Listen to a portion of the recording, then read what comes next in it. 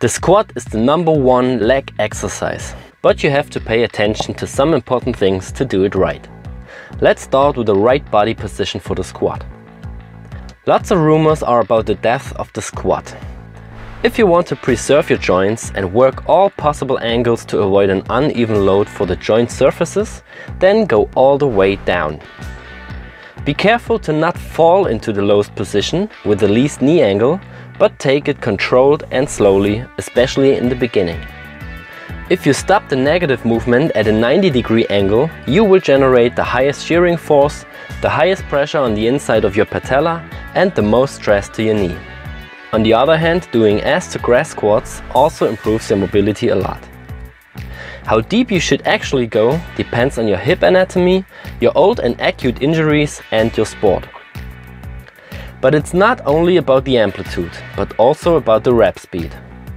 If you start training the squat, you should start with a slow rep speed like about 5050 and a low intensity. Then you can increase both slowly as you progress and learn to execute a clean technique. The next important thing is the position of your feet. If you learn the squat technique, pay attention to a stable foot and place them as far apart and rotated as you feel comfortable with. The width and the amount of outward rotation depends on your hip anatomy and your sport. You can do the hip socket test to find out what fits best for you. If the articular cavities of your thighs tend to be turned more forward, then a smaller stand with less outward rotation will be better for you. If the sockets are turned outward a bit more, then you should be more comfortable with a wider stand and further outward rotated feet. By doing so, you also have to open the angle between your thighs to let your joints move on a straight line and keep the axis of your knees right without collapsing to the inside. Let your knee point toward your second or third toe. Now what about the knees? Move them in front or keep them behind your toes. In order to keep your back straight and upward, you have no other choice than moving your knees in front of your toes. And it's not a problem for a healthy knee. If you are a powerlifter, you might think about keeping your knees a bit closer or behind your toes in order to be able to move the highest possible load. But then you have a higher stress on your back, especially the lower spine and your hips. Like I just mentioned, you should keep your back as physiological and upward as possible, especially when the intensity increases. Keep your complete back under tension and extended. Work towards retracted and depressed shoulder blades and keep the tension in your core. You should never let your lumbar and thoracic spine collapse to avoid injuries from shearing forces. With that said, you should also keep your head in a neutral position and look slightly upward with your eyes. Avoid to extend and flex your cervical spine forward or lateral, because this can cause an uneven compression of your discs with a restriction of your full strength output. Also pay attention to your breathing. Don't press your breath, but keep your teeth closed, press your tongue against your teeth and breathe powerful against this resistance. It should sound something like this would let your core muscles contract reflective and improves your stability and power output. Now if you want to start practicing your squat, you should always be fresh-minded and start with a good warm-up and mobility work. Bring your heart rate up a bit, start moving and mobilizing the most important joints, which are your ankles, wrists, the thoracic and cervical spine. After that, also prepare your knees, hips, vertebral joints, shoulders and arms in order to be able to engage your full potential.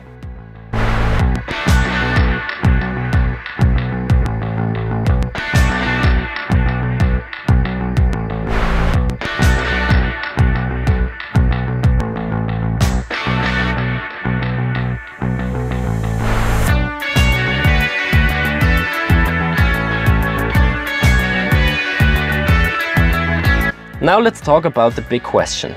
Is it possible to train your legs with body weight only? It depends. On what? On your goals. If you only want to keep your legs fit and do some balancing work, then bodyweight squats and lunges will be fine. But if you want to boost your strength and explosiveness or maximize your muscle mass, there's no way to not use additional weights. Why? Because you need a specific intensity in order to reach goals and adaptations like that. Bodyweight squats are limited to pistols as the variation with the highest intensity.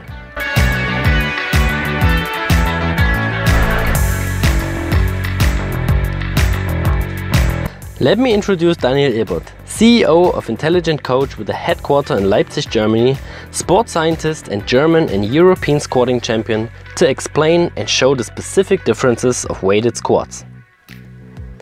With a bar you can do high bar position and low bar position squats. High bar position means that you put the bar on top of the middle trapezius, in the hole of the supraspinatus tendon and below the 7th cervical body, which allows a more upward thoracical spine position and is connected with more forward moving knees. The low bar position requires a more forward leaned upper body and avoids far forward moving knees. For that you have to put the bar about 5 to 8 centimeters lower, about at the middle of the middle trapezius.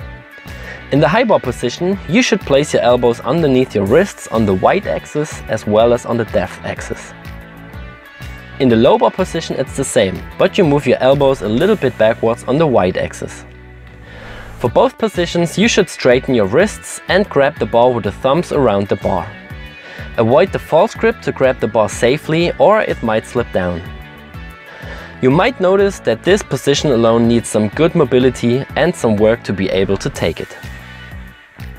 Then there's also the front squat, which should not be learned until you improved your technique for the back squat. We won't explain all the differences here because it would go beyond the scope of this video.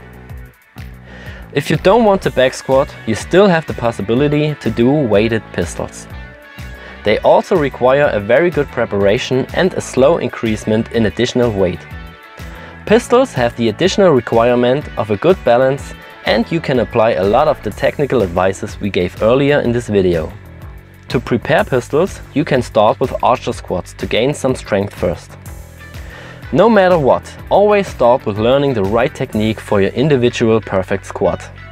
Leave your ego at home and start with light weights, slow rep speeds, and work your way up slowly and step by step. For the beginning, it's advisable to let someone professional watch your technique and give you hints of how to improve your squat technique. Only after being able to perform the technique clean, you should think about increasing the intensity for your squat. Otherwise, the risk of injury might shoot through the roof. Please make sure to check out Daniel's web presence and leave a comment for further discussions on that topic. Thanks, Alex.